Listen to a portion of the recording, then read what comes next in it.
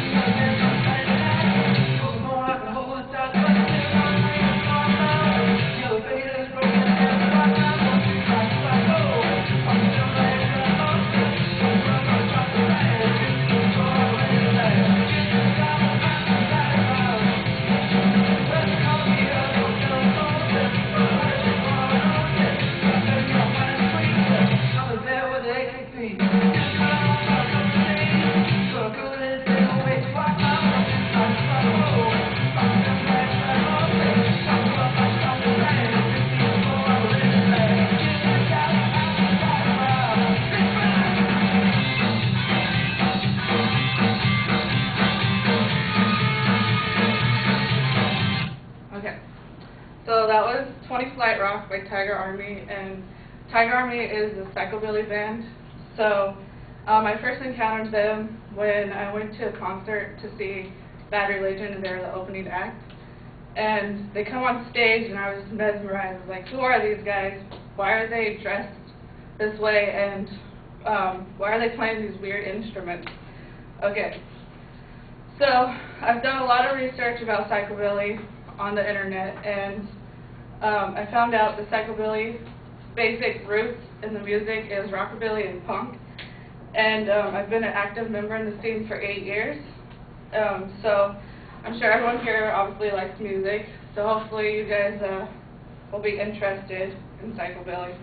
And today I'm going to introduce you to the instruments, the influence in the music and lyrics, and the style of dress that psychobilly psychos wear.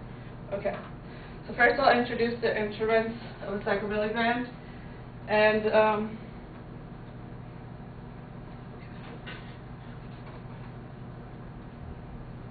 okay, so there's 3 basic instruments: guitar, obviously, and drums, and then there's this thing called a double bass, or more commonly known as stand-up bass. And according to Gypsies Do It Better website, the bass is often played in a slap style in which the player snaps the strings by pulling it until it hits the fingerboard or hits the strings against the fingerboard, which adds a high-pitched percussion clack or slap. And I'm going to show you a clip.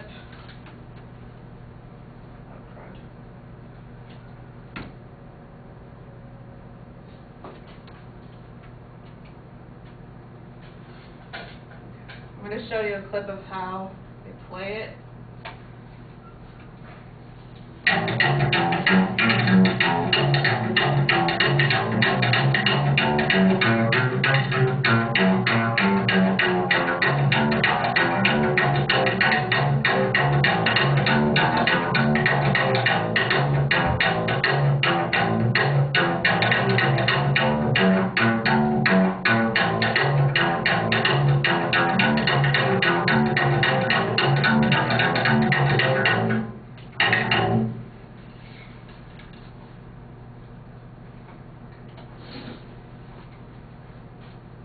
Okay, so that's how they play the stand-up bass.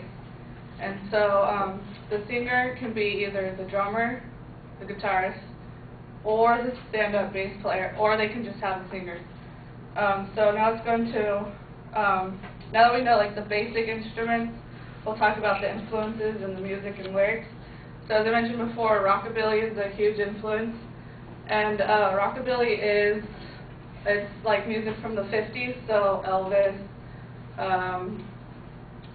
Gene Vincent, Billie Holiday, guys like that. And that's where the stand-up bass comes from. That's the basic rockabilly influence that they have. And then also punk, and that mostly comes in their lyrics and some, you know, a way how they also play the instruments.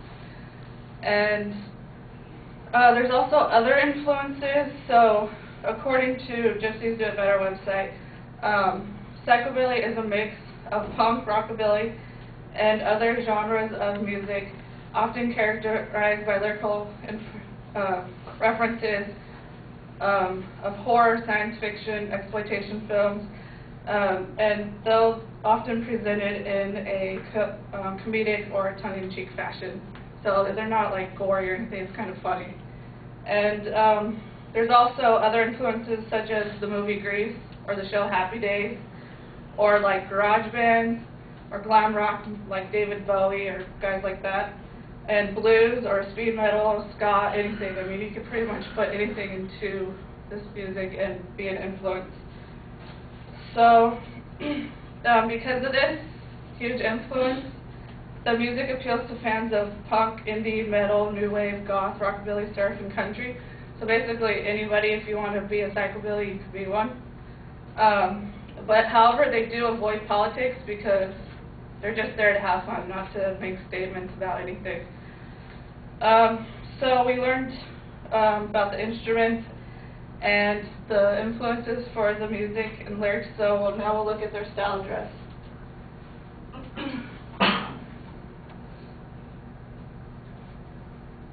Okay, so for guys, guys usually wear just like t-shirts and jeans, but they cuff them at the bottom, and the shoes that you see there are called creepers. And you don't have to wear creepers. I mean, you can wear chucks, you can wear anything.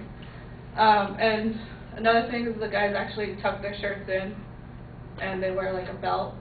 But the big part about psychobilly guys are their hair. So Nick on the left, he has more of like a pompadour style, which is more like 50s kind of guy's hair. And then Jeff in the middle there, he's wearing what they call a flat top or a quiff. So basically a flat top is like military flat tops, but combined with a mohawk. And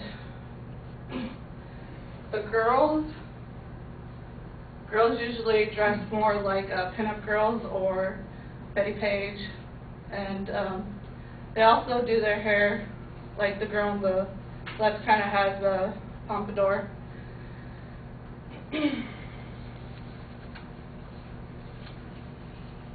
So we've learned. So we learned how the instruments involved, the influences, and the way to style or the way to dress. And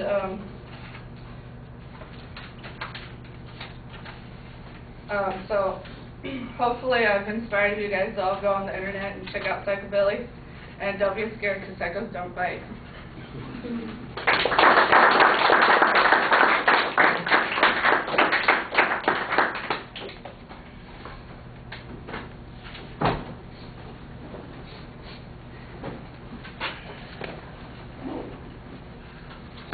All right, Tim, what did you think? I thought it was a decent subject to pick because that style of music is not usually portrayed, and like the masculinity and all that. You don't see too many rockabilly or psychobilly kids walking around. But as far as the speech, I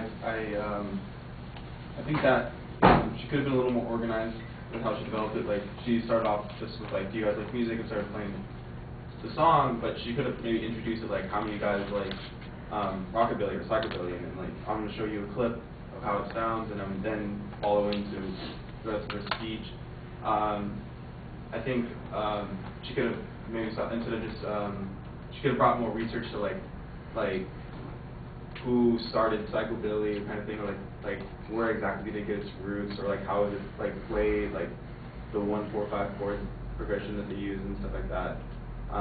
She could have like more developed on that, and like I guess more overall like research about where it came from, like where it it is and everything like that, like where it's like most popular. She could have transitioned a little clearer into each subject matter, but I thought it was at least a good subject to pick for a speech. All right. I thought the transition, since you were finishing with that, let me go to that. I thought the transition between the first and the second point was not very good. In fact, they ran together a little bit. But when you went to the third point, you had an internal summary on the first and the second point. I knew that you were going to the third point then, and I thought that you did a real good job. Now, if you could just do that in the other spots, it would be, I think, really solid. I thought it was organized, and so I had no trouble with that. There was a good preview at the beginning, so that helps a lot. Even though the transitions aren't necessarily as clear as they could have been between the first and the second point, I knew what the differences were because you had done a good preview at the beginning. I understand exactly what Tim's talking about at the beginning with the attention device. I think the music clip is really nice and dynamic. It does a good job getting our attention, but I think it needs a little bit of a setup, something that's going to bring us into it. And it needs to be a little bit shorter because it goes on for almost a minute, and we're sitting here watching you stand in front of us listening to the music, and that just feels awkward at the beginning. So if you had some set up for it, then did the music clip, kept it a little bit shorter, I think that would have worked a little bit more effectively at getting us launched. But the topics clearly identified. I thought you had a reasonable thesis statement. I heard good research early on in the speech. I think it could have been a little bit more consistent throughout the presentation. Afterwards, it's, you're relying on personal experience and observation, and that's okay. And I understand what Tim's saying. Interestingly enough, I think Tim's giving you a compliment because he's interested in the subject. He wants to know more about this. Tell us some more about, how the what the styles of the music are, the chord progressions. Tell us more about where it's popular and those kinds of things. And I think that you could plug in some of that information.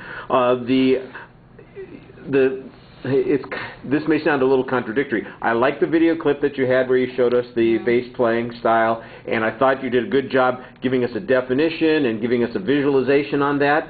So you did that all very well, but that seemed less important to the rest of the speech than it might have been, than some of the other things that Tim was talking about might have been. And maybe the video clip of the whole band playing, for instance, would have solved some of that. You wouldn't have to show that particular clip, and then you've got a little bit more time for doing those other things.